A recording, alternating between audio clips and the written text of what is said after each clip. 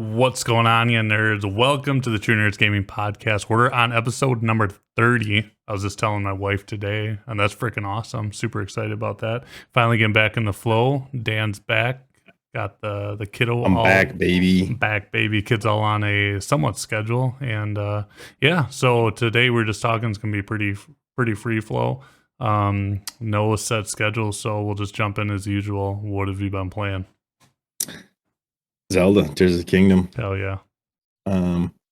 Yeah, addicted, kind of, or yeah, pretty much addicted. It's your main game right now, the only thing. Yeah, I've been trying to get back into Jedi Survivor, but it's a little too convenient to be able to play Tears of the Kingdom, and I just you just get sucked in.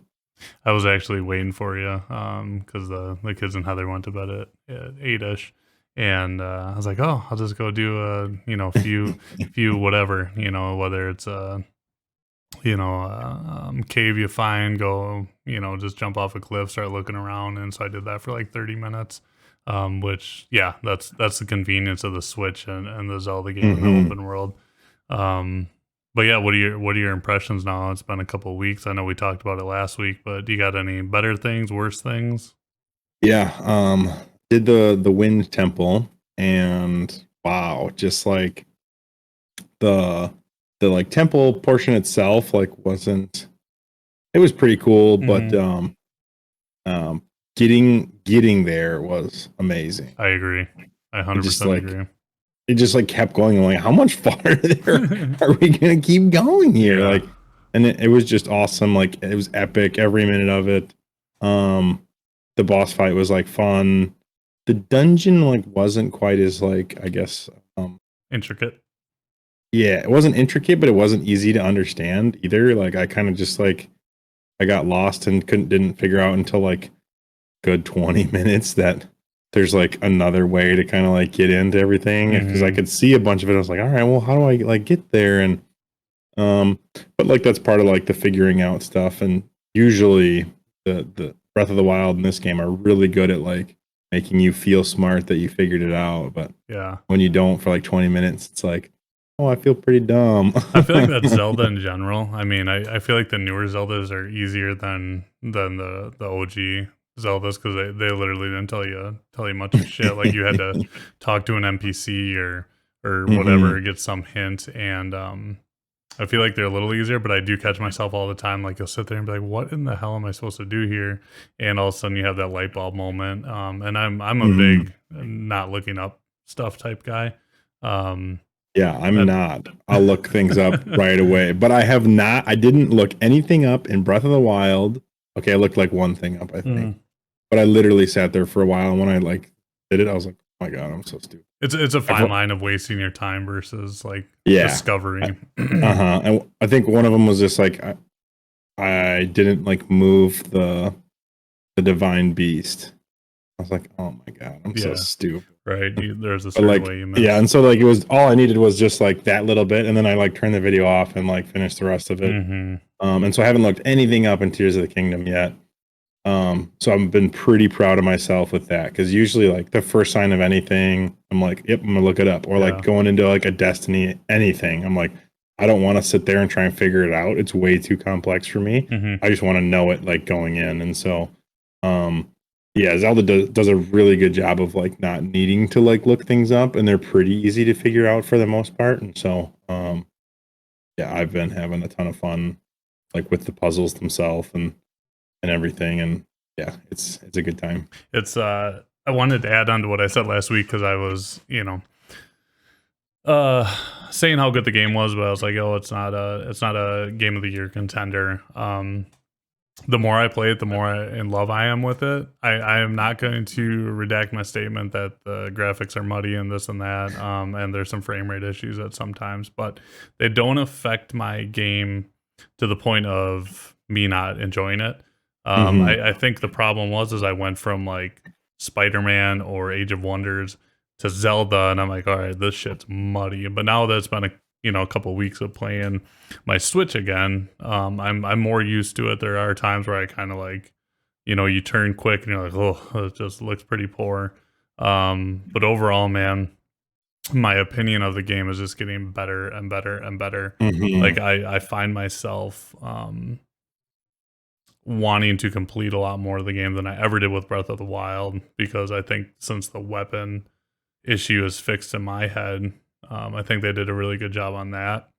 And It's much better, and, like, you can kinda once you kinda figure out, like, what weapons break more easily, even when you fuse them, they are more durable, but you can find ones that, like, have higher durability, and mhm, then once you fuse it, you're like, "Bro, you could use it for a good," long you know. time. Yeah, yeah, I'm not breaking, like, much of anything, and usually I'm still, like, having to throw weapons away to make room for new weapons, um, and I'm fighting a lot more than I was in Breath of the Wild, so, I agree. Yeah, yeah. once you and two, there's there's quality of life stuff like you can sort by fusion level. So like when you're trying to do a quick upgrade, you can just sort by fusion level, drop that item. But then also too, like depending on the area you're in, like right now I'm in the fire area. I'm purposely putting on lower fusion strength, but I'm using frost because now Mm, that's like a passive ability that doesn't mention it. It's not, it's lower fuse power, but it will hit harder on in that area. So for sure. also too, I'm really digging the amount of side activities. They're not overbearing, but they actually all have stories entertained with them. The side Mhm. quests are good, and the side quests are tracked really good in a Way way better. Yeah, better. before I was like, I don't even wanna pick up side I quests agree. because it's gonna detract from my main quest, Mhm. and I was, like, trying to sprint through the game, and now it's like, "Oh, I don't have to feel bad, I can pick up everything, and they're tracked better, they're managed better, They're like, marked so you on can your sort map them." better. Yeah. Yep, and the cool thing is those side quests lead you to discovery, because before in Breath of the Wild, I felt like I was I didn't wanna just run around pointlessly. Sometimes I got an itch in my ass to wanna do that, but overall, I just wanted to do the main storyline and the temples. Um, but now I find myself like, "Oh, I actually care about the side quests. There's actually plot to them. They're related Much back more to plot. Zelda." And you don't even know, like, some of them are, like, pretty main plots. Mhm. These, like, side quests Yeah, are, like and the it's like Dragon Tears. Man, like I as soon as I if I'm up in the air and I see something, I am marking that and I'm going for it. Um, and I don't even want to get started on the underground area. I've spent probably 12 hours in that place. Like not even Okay, so exaggerating, dude. yeah, It's I insane. figured out the statue thing, and then it Okay. was, like, way better. Hmm.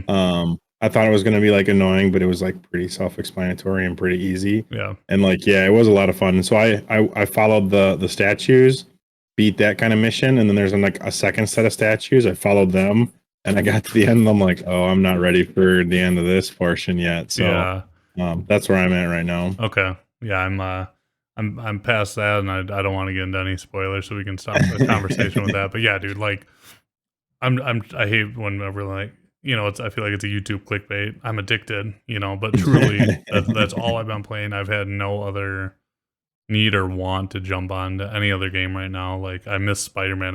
Been wanting to play Spider-Man, but when I sit down in my gaming chair, I'm like, nope, Zelda's getting turned on, whether it's 15 minutes or 4 hours. And you And weren't sure you were gonna get this. I know that's what that's what I was texting you the other day. I'm like, dude, I'm just it could With have how been. long they took with to make this game and how, like, secretive they've been, I Mhm. was, like, pretty and, like, because it's a direct sequel, I was like, "They have to have, like, something up their sleeve." I mean, Breath of the Wild was, like, revolutionary, so it's like, okay, how do you take 5 years to follow Genre that up? defining, like last Yeah. week's podcast. Yeah, Um, I am glad I got in. You know me, I'm such a huge Zelda fanboy, but the last game turned me off pretty hard. Again, I beat the game, spent 50 hours on it, I think, but I don't think I'd I ever touch it again. well, So now I don't think you would've, but if you would've went back and beat it like me, I think you would've enjoyed it more, um, knowing like, going into it knowing what to expect. yeah, that's true. Yeah, I think it was that's just true. the weapon durability was very jarring, It and especially yeah, culture like shocked me. I've played so many Zelda games where I got into that. I'm like, this sucks. Like, mhm. I respected the game in general, but Yeah, I was um, like, dude, the game is amazing. What they did on the Switch was amazing. It's really fun to do the shrines and explore, but I got off the Great Plateau and I was like, I'm out of weapons. This mhm. sucks. I quit. And so I Let was me like, pick that's this fucking twig up. yeah, that's literally all I like as far as I got. And I was like, yeah, I just had like a couple twigs and they weren't doing anything in like the next level area of like enemies. And so I was like, okay, like I'm done with this game. I hate the weapon durability. And coming off of like a looter shooter, which is like my genre, it's like once I get something, I keep it. Right. I want that. Like, and there's no ability to repair any of your stuff. And so it's like, no, this isn't for me. But like going back after like 5 years and knowing what to expect, I really enjoyed it. And just knowing the knowledge that like you don't have to fight every engagement like you do or like you can in Destiny because it's like fun. Like, you know, in Destiny you see red, you know, people on the map. All right, I'm gonna clear this area out. I'm gonna beat everything, and like, you know, that's usually how I play a lot of those games. But it's like, no, you really don't have to, and you really like shouldn't in Breath of the Wild. You should pick your engagements that you're gonna fight. Yeah, and Tears of the Kingdom, I feel like the reward for killing everything is a lot more beneficial. Yeah, for sure. I don't go out of my way to fight enemies, but like usually where there's enemies, there's something worth going there. Not only like are their weapons usually better that you can like pick up, but the like treasure is like pretty valuable this time around. Whereas like last time, I mean, there's still some of those ones where they give you like opal and some of the stones, but I'd never figured out what to do with opal or any of those other stones, and so I collected them my entire Breath of the Wild playthrough and never used them. Or yeah, I don't know about Breath of the Wild, but in this one, it's for currency essentially. Like you sell them, okay, sell them. That's pretty much what you do with them. Okay. Yeah. But I don't remember. I thought I read somewhere that like they're used to like upgrade something, so I was like, okay, well, I'll keep them. But I could be wrong. I don't know. It's been years since I played Breath of the Wild, but I saved them all for Breath of the Wild. It was like, okay, well, I have a whole bunch of these at the end of the game. I beat the game. I didn't use this mechanic at all. Right. Yeah, because they do say like, you know, in Tears of the Kingdom of like opals water based and like rubies are fire based. I don't know. There might be an additional, but I know you can fuse them to your stuff, and they have a lot of effects. Yeah, I know diamond, so like diamond's the highest one, so maybe that's what they're for. So like not only can you like fuse them to like an arrow or a sword that like does like the fire effects and more damage, but you can fuse them to your shield, and ruby will raise your body temperature. And so if you're going through a cold area and you only have like gear, like a 1 or 2 piece of the cold resistance gear, you can just fuse a ruby to your shield and you're good. That's sweet. Yeah. Same with like the sapphire. You can fuse the sapphire to your shield going through the desert, and it like lowers your body temperature, and so it just keeps you out of like the different zones. Right. So yeah. Yeah. So like keeping like 1 or 2 of them on hand is like actually like pretty valuable. Yeah. I bought the gear right away. Well, yeah, I did too, and I think I only could like afford like one of the pieces for like cold. So, yeah. So then you had to, and then like you get to the third like stage, like way up in the sky, and you need like gear level 3, and I was like, shit. And so I just like threw on a ruby quick, and I was good to go. See, that's cool that you did it so much differently than me, because like I use food in my gear once I got to the 3rd level. But like looking at, if I knew, I could have just infused a ruby. Yeah, I was using like some of the food, but I was like, dude, I'm gonna run out. Like I didn't have enough, because like the way up there took way longer than I like expected. So I had like 2 or 3 pieces, and I was like kind of like engaging with my daughter, like letting her like play around while I was doing it. And so I forgot to pause a couple times, and the timer went all the way out. And I was like, oh crap, like I just wasted this entire food. That's funny. And so yeah, but the ruby saved me, and it was just easier. I didn't have to worry about a timer or anything. So I found out something today.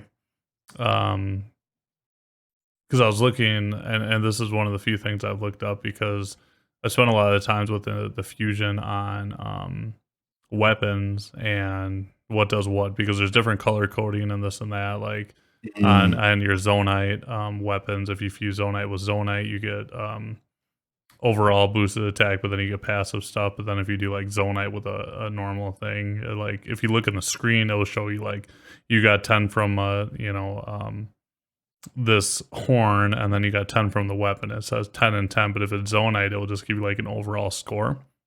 Okay. But I couldn't figure out the shield, because I would like fuse the highest rated attack and it would go up by 1 point. I'm like, what the hell? I couldn't figure it out, so I looked it up. Dude, there's some you can attach a rocket to your shield. Yeah, And just go. I did watch, like, I saw some TikToks like that, and just launches you up in the air. Yeah, so And then like it I've been doing breaks it the all rocket, yeah. But so like I watch people just like have all their shields have rockets, and so they rocket up, and then they get to like they're like the rocket breaks, and so then they stop, switch shields, rocket up like further, and it's holy There's so much to smokes. do, man. Like or you can attach a sled to your shield, and then when you Like shield shields, skate. I but completely forgot how to shield skate, but like, yeah, I've saw some pretty yeah, awesome stuff with that. I think all you do is sprint and then hold shield and then jump in A, and Okay. it's super easy. I remember learning it in Breath of the Wild and then never used it. And Yeah, then I don't I'm use like, it oh, either, but I have a flame emitter on right now. But two, you can do there's just so many things, like you can attach mushrooms, and two, like it'll make it's just really cool. It is. I love it. It's But like it's such a. I didn't think I'd ever like a sandbox game, but this game is just like it's phenomenal. just literally so much fun. It's It's cool. It's like if you want to explore, you can explore. Sorry to cut you off, but you can explore. Then it's like, oh, I want to do the main quest, and then you get into a rhythm. You're like, oh, I do the main quest, and then I'm gonna go do some side quests and this and that, and like mark the shrines as you go. And if you're not in the mood to do shrines, you mark them and then do them later. And like it's good. I don't even know how many hours I have in it, but I'm just like, that's all I'm doing. That is all I'm just doing. It's enjoying the crap out of it. yep, and I haven't had that feeling in a while where I'm like, I want to complete this game, like especially on a Nintendo game. With no achievements. Yeah, no achievements, but like I don't care because that's how good the game is, and you know it's a good game when that's how it is. Yep, for So, sure. I was gonna say something. Oh yeah. So before I go on to my next thing, do you have anything you want to add about your experience? Just that, like, yeah, exploring the underground was way more fun than I thought it was. I thought I was gonna kind of hate it, but it's a pretty cool mechanic that, like, you have to like lighting up different areas and exploring and finding your way through in the different kind of shrines down there, lighting up more of the area. It's just it's a oddly satisfying mechanic Yeah, that I didn't think I was gonna like, and I ended up really liking. When I first went down there, I thought I was gonna get super annoyed. I thought I was gonna get annoyed and not want to deal with it because the first time I went down there, I got my ass kicked. Like I got touched and I was getting the gloom on me, and I'm like, and Same. But once I went back down there again, and I'm like, okay, and then all of a sudden it's 6 hours later, I'm like, I'm still down here, because you know, it's just quest line after quest line, and it's just super awesome. And the crazy thing is, I know there's a mechanic just from watching some YouTube videos, like when the game started, that I haven't gotten to yet, like battery upgrades. I'm how many hours in, and I haven't there, and I know it's a quest line, but when's it coming? But I'm not gonna look it up because I don't want to spoil anything. But like, dude, that is sick. Like, I'm done with my second temple, and I still haven't gotten that quest. I even went back to the main area, and still no quest. So I'm excited. Like that just shows that there is a shit ton of game built into this. And, for sure. but yeah, man, and I'm really glad you talked me into getting it because, again, diehard Zelda fan, but that last game just put such a sour taste in my mouth for what I'm used to. Like, I think I texted you a couple weeks ago. This game is doing such a good job of bringing old school Zelda fans and the new sandbox Zelda fans into a single game. It's impressive. It's really impressive. hitting it like all the right notes for sure. Because just when you think like you understand it, it's like, no, we're gonna surprise you. And yeah, you can. The cool thing is, like me, I find myself doing the storyline, but doing the sandbox on the way, like where I'm not getting burned out. Because some people just like to tinker. That's not really me. Like I have fun doing it sometimes, but like I'm not just about that sandbox life of like building a bunch of shit and stuff. But on the way there, on the way to a quest or a new area, dude, like if I get the opportunity to make like one of those like gliders and like glide for a while, like I do, it's enjoyable, it's fun. Like building, I haven't like messed around too much with building things because I know you get the control rod and it makes like everything like way easier like later on. But it is a lot of fun doing all the building stuff, and so like I've been just like saving everything until I get that joystick control rod thing. Yeah. so I can actually like navigate to like where I'm trying to go instead of like just like trying to Hoping it line it up. is. Yeah. And then too, once you start like getting more stamina, more hearts, you're like, okay, now I can climb higher, I can glide farther. hmm Um, hmm did I've you been go ahead? maxing out my stamina, and so but I find myself like Getting needing more hearts. glass cannon, just getting one hit. Yeah, but I'm like, yeah, like I really like being able to climb up things that are like really tall way earlier than like I kind of should, and so I don't like waiting around knowing that like something's on the top of that mountain, but I have to like wait till I have enough like stamina. Like, nope, I'm just gonna like keep upgrading my stamina at least till you get to like that second full circle, and then it's like, okay, you can do a lot with that. Yeah, I Yeah. think I'm one below that, but I've been doing like 2 to 1, 2 stamina, 1 heart. Mm, So I yeah. think I'm at I'm eight one hearts. below a ring as well. That's funny. Yeah, I think I'm at eight 4 hearts. 8 hearts and then one below that second ring. Um, the last thing I'll say on the game, what I really find myself doing a lot of the times is thinking, is this how they wanted me to get up here?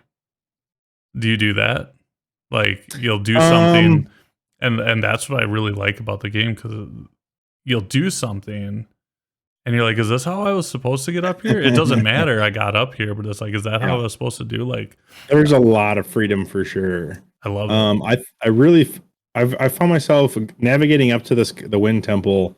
I did because there was like a couple of them where it's like, okay, I don't think I can make it like that. Oh, they wanted you to like um ascend and then like gust wind across like this like Mhm. bridge area. I was like, okay, I get how they're designed that one, but up until that point, I really hadn't, unless I was in a couple of the dungeons tested me where I was like, how do they want you to like do this? Like, Yeah.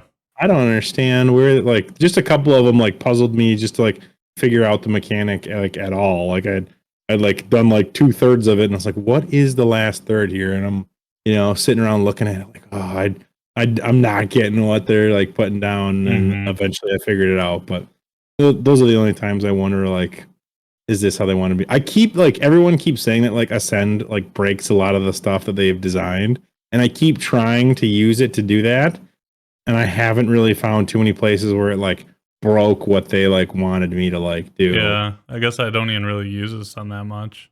I mean, there's times where I do use it because it's a mechanic, but I haven't, you Like know. all the YouTubers I watched, and they were like 10 or 15 hours in, they're all like, dude, Ascend just like breaks so many different things, and you can just skip whole sections of different stuff. Hmm. I was like, I'm really trying to like look at every kind of like temple or puzzle I go through. I was like, okay, can I ascend here? And they've done a really good job of like making sure you can't Yeah. unless they want you to. Right. That's what I was gonna say. I don't. That kind of statement caught me off guard because I don't. I've never been like, oh, I shouldn't have been able to Mhm. do that there. Yeah. Um, yeah, but what else I'm trying to say with that is like, did you do the upper northwest? No, I haven't gone there yet. I started to, and then you told me to go underground. So like after you beat the Wind Temple, you didn't go. You didn't keep northwest, the Wind Temple area. There's Oh, a no. Okay. there's a North. big box Oh, up there.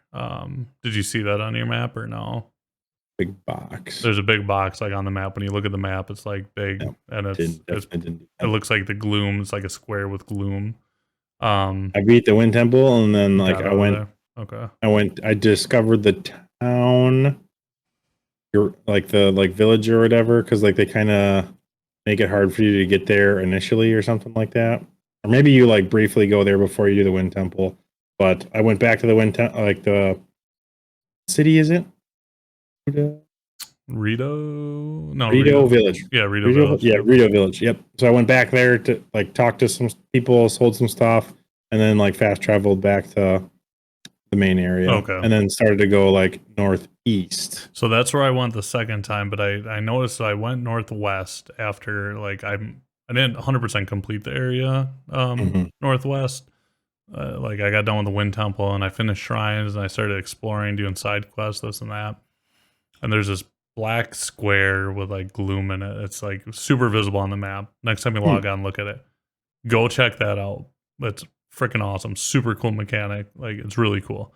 But so I went over there and I couldn't get to a certain spot that was in the sky that I needed to. I was like, whatever. Well, I go all the way northeast and I forgot about it, but then I'm doing um the terminal thing to like open up the map. And I get up in the sky and I'm like, there's that place I needed to go. And I'm like, can I make this? Dude, this is from the northeast to northwest, like all the way across the map. Yeah. I start gliding and I just start doing stamina potions and I freaking made it. And that's where I'm like, okay, this was not how I was supposed to get here, but I got here, like that's where it's Yes. really, really cool.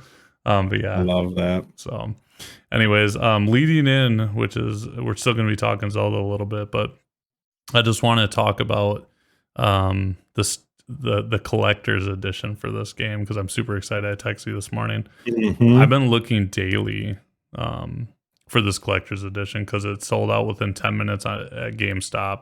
I talked to one of the employees when I got the game on launch day, and I'm like, hey, did anyone cancel the collector's edition? They're like, no, man, they did it weird. It was only online. It sold out within 10 minutes, blah, blah, blah. Been checking on Amazon. They've had some new games will show up. They must have been returns, but by the time I got them in my cart, they're like, this Mhm. failed to add to cart. And I'm like, okay. Someone already got it. And then Best Buy, I had one in my cart, but I would have had to pick it up in Gurnee, Illinois. Hour and 35-minute drive. And I got home. I was like, hey, Heather, is there anything in Gurnee, Illinois you want to do? She's like, well, that's where Six Flags is. And I'm like, so do you want to go there next week? She's like, why? And I was like, I don't want none of your business, but do you want to go? But anyways, so I got up this morning. I think it was about 7 o'clock, and check Amazon, and it shows $129 because you can buy these for $180 all day long. But I'm not spending an extra $50 for the scalpers. I'm just Mhm. not. I'm not doing that. So I see $129.99 new, and I'm like, what? And I expected to say failed to add to cart. Nope, went in there, and then I go to check out, and I see the delivery date is July. I think it was July 14th. So they did an extra Yep. release, and Order. it's already done. So I Oh, checked. really? Yeah, I checked at like 11 again just to see it. So I'm super happy just from getting up Hell early. yeah. Not early, but just the kids and whatever. Mhm. Um, but I think it's you can tell there's a lot of hype around the game because dude, the people are eating this thing up on Mercari and eBay, and like I was like, okay, I'm willing to spend extra like 15 to 20 bucks, but like dude, people are buying this thing for 180 all day long. Like I see bids Mhm. going for 200 bucks. Um but like it's a good collector's edition, man. It comes with an art book, it comes with the steel book and the original game case. So Yep. like even if I wanted to open it up, I could sell the original game and game case, or I could sell my old copy, whatever. Mhm. Comes with like a pin set. Like there's a lot of good physical collector stuff in this. And for 130 bucks versus, the $250 you're trying to buy, dude, For there's some sure. deluxe editions on Steam that are $130 for like in-game bullshit. So I Yeah, always do. 130 for a collector's edition is really like good these days. It used to Mhm. be kind of crazy to think about, but that's when like we were in like high school and stuff. Yeah. But um, yeah, like 120 bucks. It's like okay, like and this game. I was gonna say double the price of the game, but this game's 70 bucks, so it's not even double the price of the 50 more game. dollars. Mm-hmm. That's not bad at all. Or I'm sorry, 60 I more dollars. It's 130, not 120. I really wanted it, but with the like move, I had to. Yeah. I was like, I can't keep, dude. Okay, so I'm at this spot where I don't know. I don't think anybody on YouTube knows, but I'm moving, and we're going from a house to an apartment, and so like, what am I gonna do with all my collectibles? We need to continue now that we're talking collectibles. Like, what are you gonna do? So we really don't want to get a storage unit. Dude, I So don't. I have no idea what I'm gonna do with all this stuff. I mean, Like because your collectibles wouldn't do. I feel like a lot of those electronics and stuff too, like not even just collectibles, they wouldn't do good in a human environment. exactly, and so we did. I think if we were gonna get a storage unit, we'd get a temperature controlled. like a little bit smaller, but like temperature controlled, because like we're planning on downsizing quite a bit and getting rid of a bunch of our stuff. But it's like, okay, the stuff we want to keep pristine. Right. We don't want mice getting in there. We don't want, it getting to 140 degrees over the summer and then, negative 40 in the like winter. It just like breaks things. And so, yeah, so like if we were going to, we'd get like temperature controlled, and it would just be kind of like for a much smaller space. Still kind of suck, but yeah, it's just like, man, like, and I've spent like the past 2 years like bolstering all my collector stuff. And I was talking to Heather about that. I'm like, dude, I told her I don't know what he should do. Because you don't want to. I feel like a lot of the stuff you collect is not in a good. I mean, you might make some money on it, but it's like most of it's not like ready to sell. It's not ready like to sell, most of the stuff that I've bought, I've like the vision is 20 years down the road when everyone else is having nostalgia for that like time frame. It's like, all right, now you can't get this. It's physical. It's unique. It was one-offs, and so yeah, you're in a rough spot. I know like Wii U stuff is going good right now, but it's like I don't know how much if you've even gotten use out of your Wii U. Like, I don't like to sell my consoles though. Yeah, I'm not except for the Xbox, like if different versions of the Xbox. So like Xbox 360, I had all the different versions, right? So I had like the OG, I had the Elite, I had another Elite that had like a bigger hard drive. I had the new like the slimmer model that was more Alienware-esque. And so I had all those, and so I sold a bunch of those.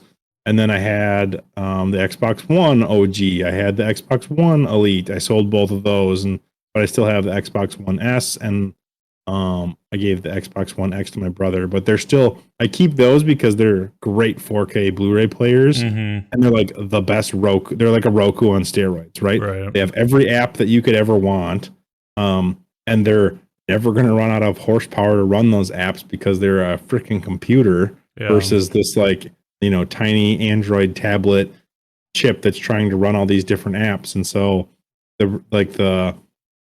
the streaming device market, the Roku's, smart TVs, all that, they're all designed to run for a specific amount of time before they stop receiving updates, or they can't stream the latest app or whatever else. But like, bro, your Xbox One gold, it's never not going to be able to run that app. And so, once you said that's the only reason I'm keeping mine, because it's just collecting dust. But that one day, like, when my TV starts, acting up or whatever, and it will. It will, like ours. So depending on like, usually it goes by like what like how expensive the TV was originally manufactured, right? It has like so the cheap ones, so which was the one TVs that I had bought all the way up until we bought the house, like they're designed for like 2 or 3 years. That's it. And like maybe if you get 4 out of them of the smart functionality, you'll start to notice app slowdowns, apps not working. We got to the point where HBO Max, just like for HBO Go at the time, wouldn't load at all. We uninstall it, reinstall it, nothing. Just wouldn't go, and we're like, okay, we got to do something. So luckily I brought out the Xbox, and like, it's a saving grace. But like, yeah, the smart TVs, they're designed to have a limited life, and it kills me that I saw an article the other day on, I think it was Forbes, and the author was saying that it's time to upgrade his LG OLED TV because the smart functionality isn't there, and the new one has better smart functionality. I'm like, are you kidding? Like, the OLED TV itself is beautiful until you get like burn in or the TV can't function. Like, that should last you 10 years, and you're going to upgrade the TV because the smart functionality doesn't work. Get a Roku, get an Xbox, do something else. But why junk the TV if just because you can't load an app on it? It's designed not to run that app in like 3 or 4 years. Like, you gotta be kidding me. And like, that's what kills me about people. It's like, your TV is still fine. Just get a Roku or get an Xbox, like an old one. even the Xbox 360 is still running apps Mm-hmm. better than like these TVs. Like so yeah, it like, and you can get those. You can get an Xbox One S with a 4K Blu-ray player for like $100 Right. or less. There's no reason you need to spend $600 on a TV or even $400 when your current 4K TV is perfectly fine, and you get a Blu-ray functionality out of it. I was gonna say, it reminds me. I still have my OG Xbox Day One edition down in the basement. I probably should do The Xbox something. One or Yeah, Xbox 360? Xbox One. Well, yeah, but this is like, yeah, was it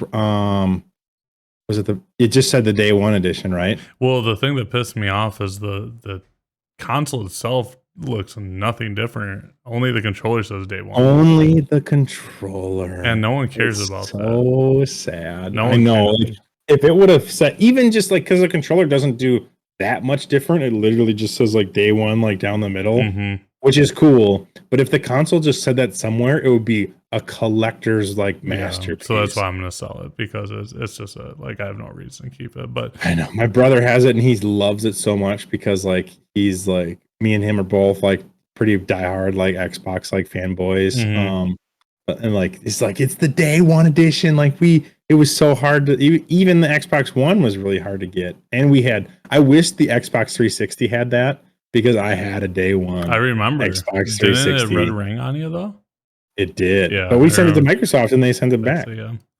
So I think I ended up just like selling it super cheap to somebody, because like I had got the Elite by that point, because it didn't say anywhere on it like day one or collectors, nothing. So it's like, how can you prove that it's the OG? You can't. Okay, well, serial number, maybe that's about it. Yeah, pretty much. So well, and the shitty thing is too, missed opportunity. Like that was when when the day one edition came out for the Xbox One. I would have been like 20. No, I'd have been 21. No. Yeah. 23. 22 maybe. I would have been 22, because I remember specifically what I was at doing. I was at AIT. Okay, because I was a recruiter. You had already enlisted me. Yeah. So I was, the funny story about this is I actually just got done taking a kid to MEPS, and he didn't get in. He ended up enlisting later, but he didn't get in, so we left MEPS early. And I was like, hey, do you care if I make it stop quick? And he's like, sure. And I'm like, cool. And I called the Walmart in Jefferson. I'm like, hey, do you guys got any Xbox Ones? And they're like, yeah, we got one. I'm like, because I wasn't going to buy it. And so then I just went in, boop, grabbed one off the shelf. I couldn't believe it, because, That's crazy. Everyone had so many issues. But yeah, so I would have been, it would have probably been, because you're older than me, so I probably would have been 22. Okay, maybe. Yeah, I guess that kind of lines up. Because my brother, he ordered it through, I think it was either, I'm trying to think. I think it was Target. He pre-ordered it 6 months in advance, like right as pre-orders went up, right? He was hyped about it. It would have been like his first console, because he'd always just shared with everybody else. So he's super hyped. He's like ecstatic. He's got the day one, and like he's pumped. They cancel his pre-order because they didn't get enough shipment. You know what? 6 months in advance. You know what's funny about that? I've never tried to pre-order anything through Target until Zelda Link's Awakening came out, because I wanted the Dreamers Edition. And the day of release, I got the same fucking email. Yeah, well, correct. It was like super like late in the cycle that they're like, yeah, like we didn't get enough. And so I would have been 22. I would have been 22. I just looked, sorry. November 22nd, 2013. Gotcha. I think he went on Amazon and ended up like still found a day one edition. So somebody must have like returned their pre-order or canceled or something. But like, so he like lucked out. But dude, he was devastated for a while, because he was so hyped, and like it was cool day one edition. Like they like had announced it, and like, the console, any console is like usually hard to get right away for the first like couple months or whatever. And so it sucked for him. I didn't pre-order because I was at like basic at the time. And then by the time I got to AIT, we had gone to like GameStop, and Black Friday was coming up, and we're like, hey, are you going to have any of the PS4s or Xbox Ones for Black Friday? And they're like, listen, we can't comment on it yet, but be here for Black Friday. so then our we weren't our company, even though it was like kind of like a holiday, they're like, hey, you can go Black Friday shopping, but we're not releasing you until X time. And so we are all like huddled up like at the doors or the gates, like ready to go. And so they're like, okay, you can go. And dude, we sprinted because we didn't have cars down there either. Right. So we had to sprint like a mile and a half to get to the mall that had the GameStop. That's on hilarious. Post. And like it was an all out sprint. And luckily I was in really good shape at the time. We're talking like 13-minute 2-mile shape. And I'm just fucking booking it. I was like, I'm getting the next box. That's hilarious. And I got one. But yeah, it was quite the experience.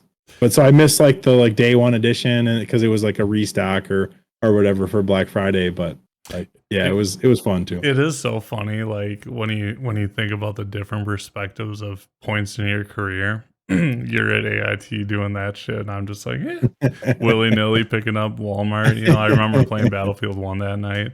I remember that I actually created a new gamer tag because I tried to bring over my old gamer tag with all my years of Xbox OG and Xbox 360. Yep. And I couldn't remember my password for Microsoft, and I called support. They're like, it's going to take 7 days. I'm like, I guess I'm just making a new gamer tag because I'm not waiting 7 days to play the Xbox One. So, I think it might have been that generation with that for me, because somebody like hacked my account and it got locked out and like transferred, and so I couldn't remember the password. But my Xbox 360 was still signed in. So my Xbox 360 I could still play on all my account. And I tried to go through this account recovery process, and bro, it took forever. Yeah. And so eventually I think they were going to give it to me because of how long I was signed in with the same MAC address of the same console. It's like, yep, this is me. And so they were going to do it. And then like, I never heard anything back or whatever about it. And so like after that point, I was like, I'm not going to go through this whole process and start this all over again. And so I ended up just having to like make a new account. Is that where the free drolly came from? Yeah. That's funny. That's hilarious. Anyways, we got way off track, but yeah, so I mean, is there anything you guys are trying to like sell, or are you just trying to like take it? Yeah, they're just gonna like, well, so like I really wanted to go through everything as we were like organizing stuff for pictures and these open houses to be like, okay, I'm getting rid of this, I'm selling this, I'm doing whatever. We didn't have enough time. This all came like to fruition in like a week and a half, 2 weeks, till this point. So we were like, me, man. Yeah, like it was fast for us because like our like taxes went up, and so we were like, okay, we like it's like not really like great. We're still paying for Madison daycare, which is $2,000 a month, and I'm supposed to be getting some reimbursement from work, but it still hasn't gone through for 6 months. And so I was like, man, like, okay, we need to like figure out something here because we're not gonna be able to like make everything work. We have like just haven't been able to like save any money. We're just like everything's going to the house and daycare and like our other bills. And so it's like, man, like, all right, we got to make a change. Maybe we should sell the house. And my wife got like upset and she thought I was like joking or whatever. And I was like, I'm just like throwing it out there as a possibility. And then like the more we kind of thought about it, we're like, you know what? If we could like, if the city's like evaluating our property at like higher than we paid for it, maybe we could make like 20,000-30,000 on the house, and then save like some money like per month.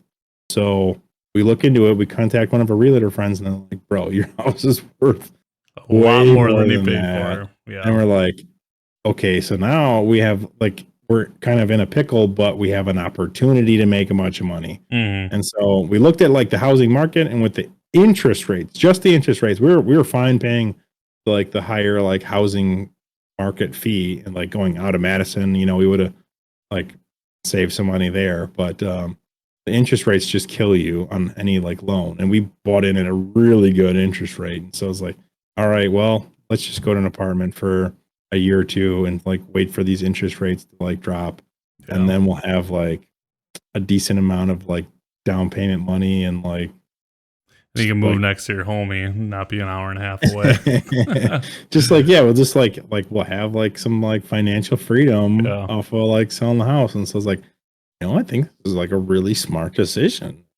And like with the baby, we only use like 3 rooms right now. I don't get to use my basement basically at all, Right. because it feels like I'm just like disconnected from the family, or she's gonna need me, or I want to be like by my daughter like all the time. And so we only use our bedroom, her bedroom, and the living room. It's like, well, we get a 3-bedroom like apartment, and like we kind of found one that was like a townhouse style, so it's got like a pretty big living space with 2 bedrooms upstairs. It's like, you're gonna be fine oh, with this is living all we space, need. man. And it's like, and this is like the perfect opportunity in our life to do it. Like, she's not even 1. Like, once she gets to grade school, yeah, we're gonna want more like roaming space. She's gonna have more stuff.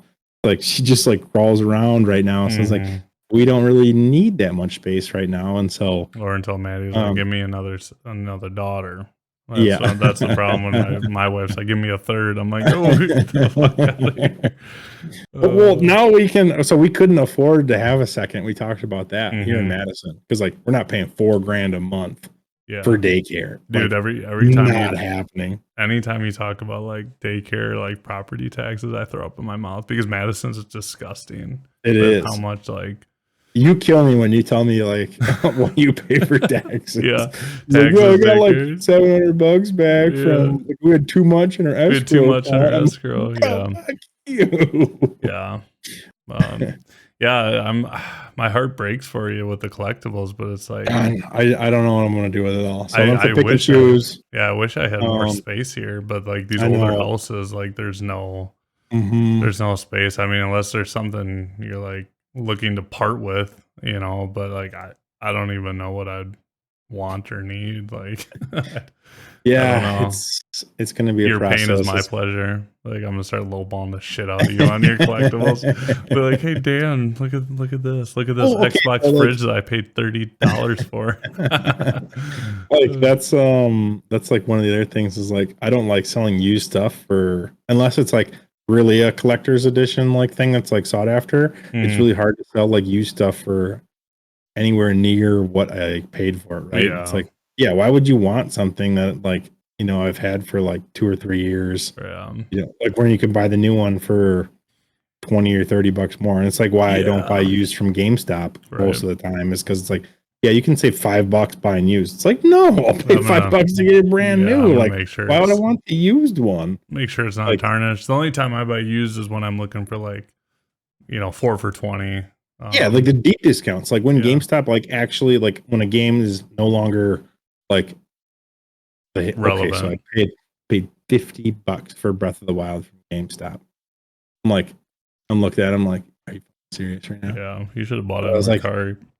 Well, I was like, you know what? I want to play it today, and like there's only like 2 or 3 weeks before the new one comes out, and so I was like, I need to start now. They get shit. I was like, I should have like started shopping around for this earlier, because I knew I could have got it way cheaper than that, but I was like, whatever, dude, just give it to me. And like I had some GameStop like gift cards, like rewards points or whatever, and so it's like it wasn't terrible, because I got the one game for free, Mario and Rabbids, the new one. I got that one for free because I had $30 in rewards for a gift card. And they had it on discount, brand new, $30. And so I was like, yeah, dude, this is free.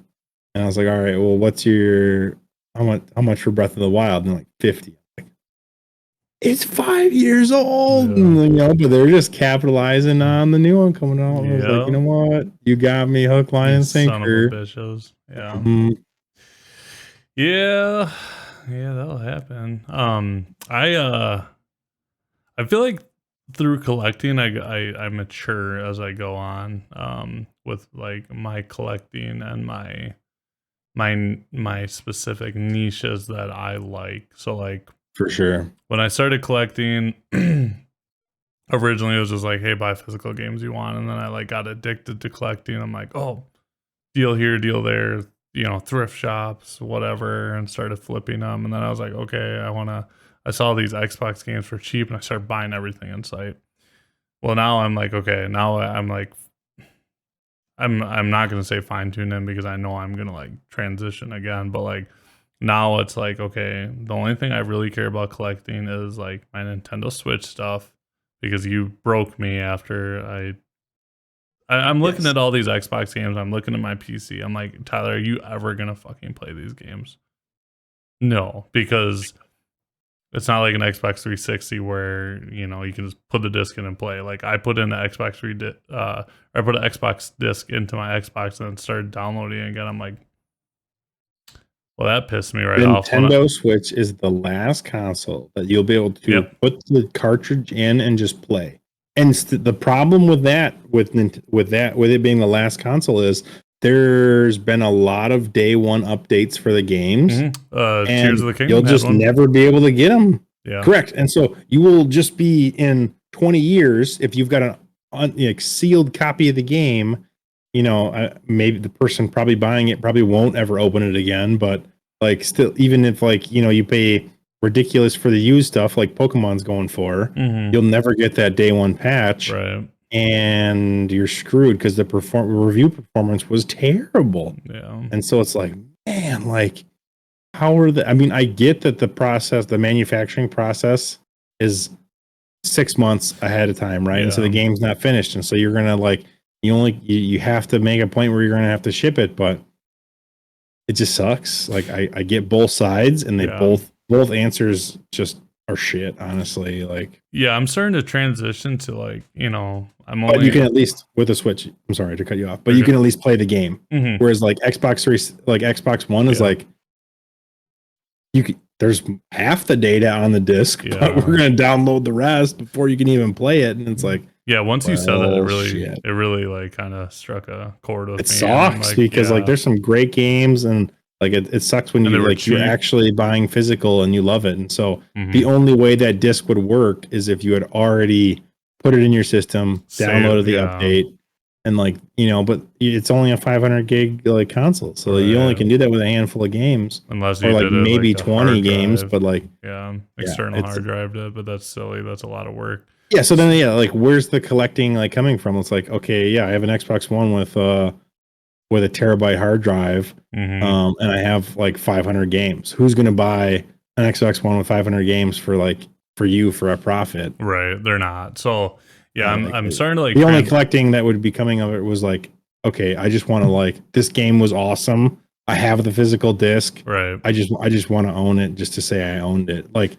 like when people own like a sealed copy, they're never gonna like open it. They just like having to say that I have the game and it's sealed. So never open. So with me, I don't have with the Xbox, I don't have any game that I bought physical and played physical. So I played a lot of digital. I have some that I bought physical, played physical, but nothing that I'm like, oh my God, this is my, this is the meaning of life. So, after you mentioned that, I'm really transitioned to, I love collecting Nintendo Switch stuff. I do. I don't go out of my way to buy it. Essentially, I play it, and I collect physical. So like I have a decently sized, you've seen it, Nintendo Switch collection. But I played every single game of them. I think there's only 2 that I haven't, and they're sealed, and I got them for like stupid cheap. And I'm like, okay, keep that sealed, like Dragon Quest 11, or Octopath Traveler, sealed. Gonna keep the shit out of it. Same. So, and Triangle Strategy, I got like, and Bravely Default. So I actually got like 5 or 6, but like I got them for super cheap, and I know Nintendo's collectible, but I'm starting to transition more to like statues and stuff that's meaningful to the game to me, like Elden Ring. I bought the collector's edition. I'm never going to part with that because that is mine. That is, it's meaningful to me. Halo 3 Master Chief. Shit. I hated Halo 3, so I got rid of that fucker. So that's, I feel like I've matured in that, and I've really found my like, okay, this is what I actually like. Mhm. So I'm like 3 or 4 games a day I'm posting on Mercari or eBay, and I'm just like, Mhm. I'm getting rid of them now because Yep. the prices are Yeah, going down, man. Like for even sure. more. I thought because they were already so cheap, they're like $5 a piece. I'm like, dude, they're gonna go up eventually. But then you said that about digitally download. I'm like, fuck no, they're not. And so I'm starting to sell them off, and you know, I probably will break even. Which whatever. Right. Like I had fun doing it, and I matured and learned throughout the process of what I actually like. It's like YouTube, man. Like you learn to mature along the way, but like man, Mhm. there's nothing better than seeing like a whole shelf of games, but it's like you're looking at that, it's like, okay, why wouldn't I take those hundreds of dollars and like buy an awesome statue that like is actually meaningful to me, or Yes. an amiibo or something that I care I about. 100% agree. Yeah, like that's where collecting is to me. It's like I only like to collect either game franchises that I really enjoy or like things about game franchises that I really enjoy Mhm. because I mean that stuff like A, it means a lot to me, so I'm gonna want to keep it for a long time. And B, if there's anybody else like me out there, they're probably gonna want it or have like, feel that nostalgia feeling later down the road. And so it's going to be worth more money like, Yeah. down the road, right? So like your Pokemons, your Zeldas, super safe, right? Everybody loves those and they've transcended like generations. So, collecting all that stuff and things about that stuff is super safe to collect because everybody loves it. Mhm. And then B, it's like, yeah, like it has meaning to you. And so you want to collect it. And so even if 20 years from now, it's not worth anything or it's only worth what you paid for it. It's like, I still enjoyed collecting it because it meant Right. something to me. It's a cool display piece, whatever. I just got wrapped up in the thing where like I look at like beat 'em ups or like RGT 85. I don't know if you ever watched them, and it's like, dude, you see that and you're like, that is so fucking cool. I But want that. Yeah. That like wall of every Nintendo Switch game, basically. it's funny because RGT actually just sold off $40,000 of his video game collection. Like it's gone. I didn't watch like the full thing, but Phoenix Resale actually bought most of it, and he's essentially the same thing. He's like, hey, I'm just gonna emulate everything now. It's like it's pretty and don't quote me on that.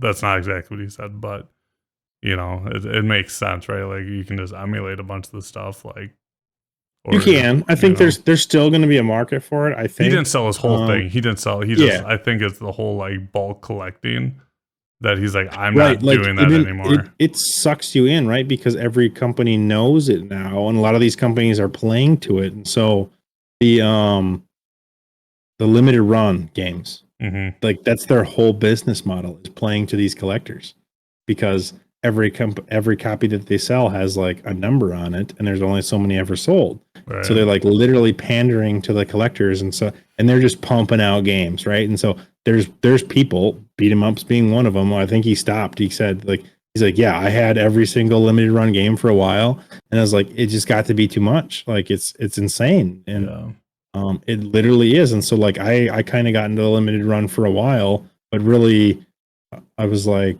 I They're only bought some of the expensive, Star man. Wars stuff that they got. Yep. Did And they're you expensive. get that? Did you get your Star Wars limited run?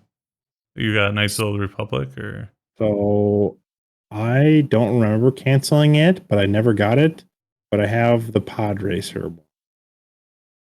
I thought you got the I pre-ordered it for yeah. sure. I don't remember canceling it. That's weird. And I don't remember what You texted me happened. and dude, that thing was Yeah, sick. and so I think I went through my emails and I don't even know if the pre-order went through. Mm, Because I went through my confirmations, like, okay, why didn't I get like a shipping notifications? And I think it just like said I did, and it just never went through. But or like, maybe you had like an because old card or something stupid. I think it was like $200, and so I was like, probably gonna like go back and like cancel it anyways, because Right.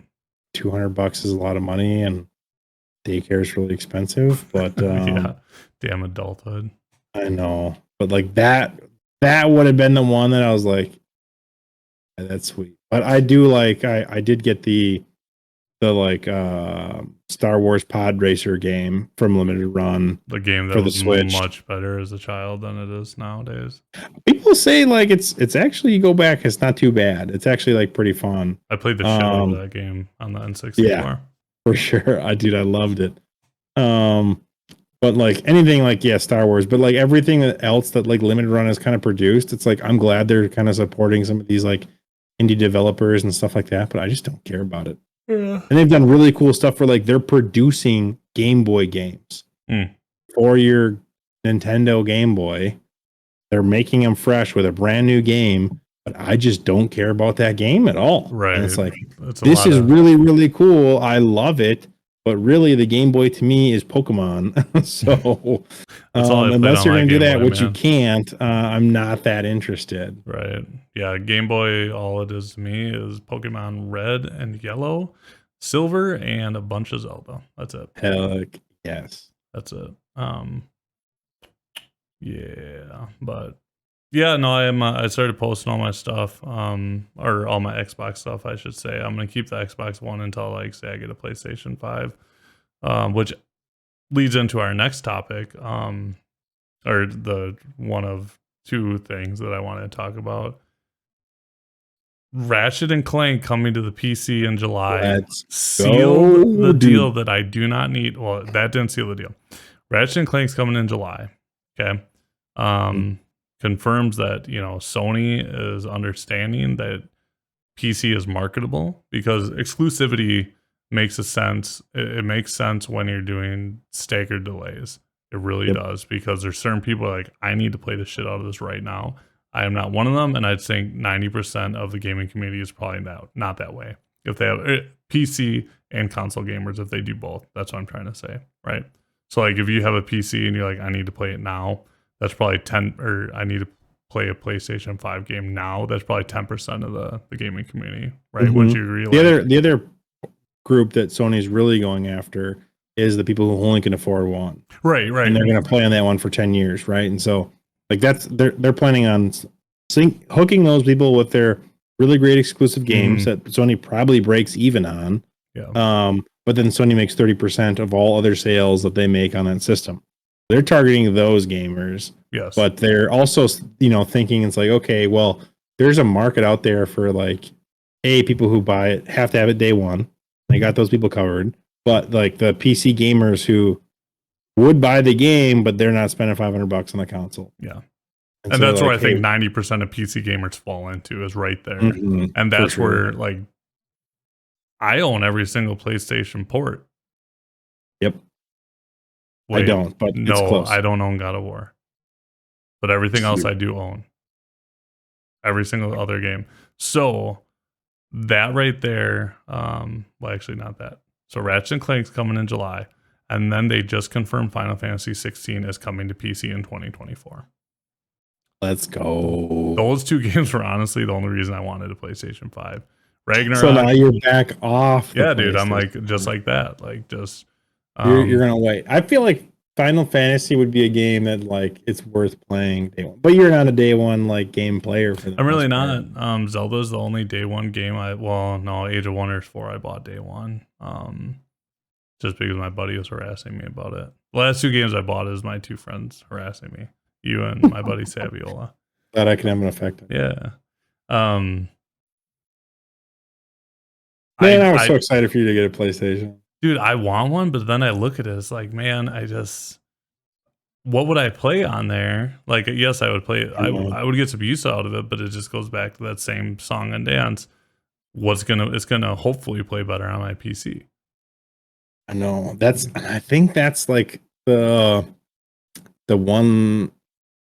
I mean, I'm really glad like Sony hasn't figured out that they probably shouldn't make like an amazing PC port, but like then again, it's like rolling the dice, right? Because a couple other their PC ports, The Last of Us, and some of the other ones have been piss poor, which are fixed. And they've had Days Gone was horrible. Basically, Spider-Man and God of War that have run just absolutely beautifully on day one with way better graphics than they got on any of their systems. So it's like PC people are like, yes, this is the way I want to play the game, because they just know like when you play it on a PlayStation console, it's not the definitive version, right? Like you're giving up some compromise. And now the PS5, especially in its first couple of years, it's like I don't even know if like some of the PC ports would have competed with this, because like this looks really darn good. Yeah.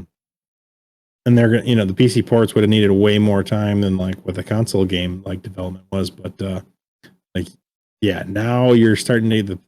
I honestly think that like the PS5 and Xbox Series X were revolutionary when they came out, but the problem with consoles is they age, and new graphics cards and technologies keep coming to PC.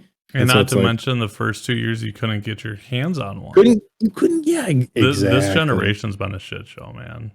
Yep. Because I would have bought one day one. Guaranteed I would have bought one. I guarantee I would have bought one because I was looking at the PlayStation 5.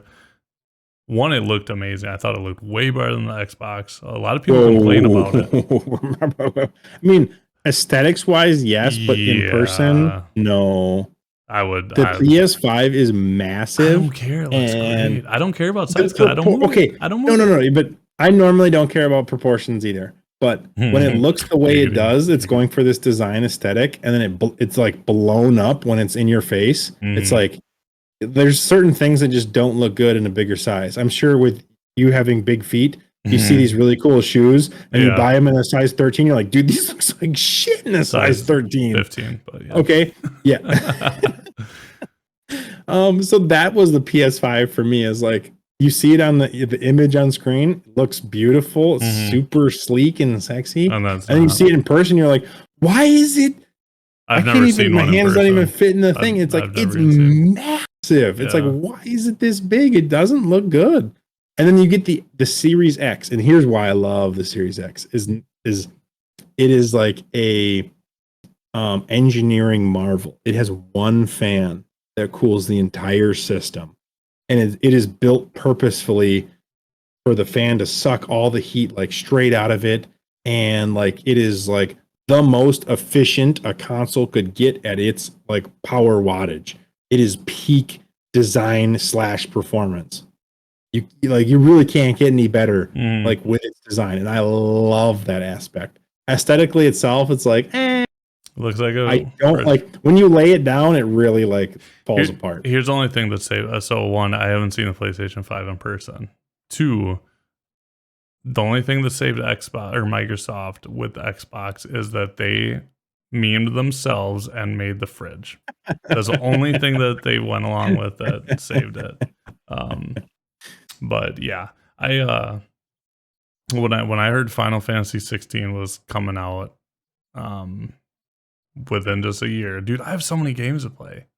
I just do. Like I like so many genres of games. I have, if I ever get bored, I never will get bored because I'll be like, okay, my backlog is whatever, but I have indies. Like that's the thing with PC gaming. And then all of a sudden I'm gonna get surprised. I'm like, oh, by the way, Final Fantasy 16 launches in a month. Cool. Yeah, I feel like the gamer that you are that like waits for the games to go on sale and they go on faster on sale way earlier on PC is like caters to you. And so like, yeah, like you wouldn't buy the games day one anyways on a PlayStation. And so if you're waiting 6 months for them to go on sale, then why not wait a year or two for them to get part of the doesn't PC? Bug me, dude, because I still got, and it actually helps me. Like, look at Days Gone, look at Horizon, look at Uncharted. I loved those games, but I guess their launches were trash on PC port, as a PC port. Especially like Days Gone. I heard Horizon was like really hiccupy, but it got fixed pretty quick. But dude, my shit was flawless when I played. So yeah, by them confirming, because I know we talked about it like a year ago when Sony picked up that PC port company. I always forget their name, but that made me so excited, and it's coming into reality now. And I never thought they'd port Ratchet and Clank. No, it was like, dude, that's their thing. That's their PlayStation 5. Yeah, everyone kept saying that. It was like, this is the only like next gen experience game that like can't be replicated on PC. And so I'm really kind of curious to see like if you're going to need direct storage to like play the game like without loading screens or something. But I'm curious to see just like how it's going to run on PC. Yeah, because I've saw it played on a PS5 and played a little bit of it, and it was amazing. But it wasn't like, it is a graphically great game, but it's not like, it's kind of like a Zelda where it's an easier to run graphically. Right.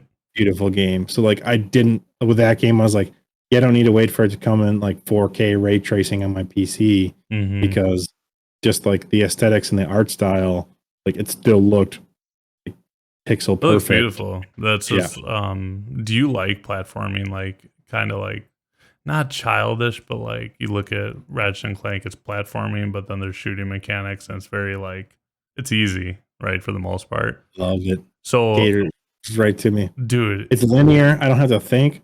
Oh man, you need to go play it's great. Psychonauts 2. I know. I Dude, do. it's Xbox's version of Ratchet and I Clank. know. One of the one of the best games I've played from Microsoft in years.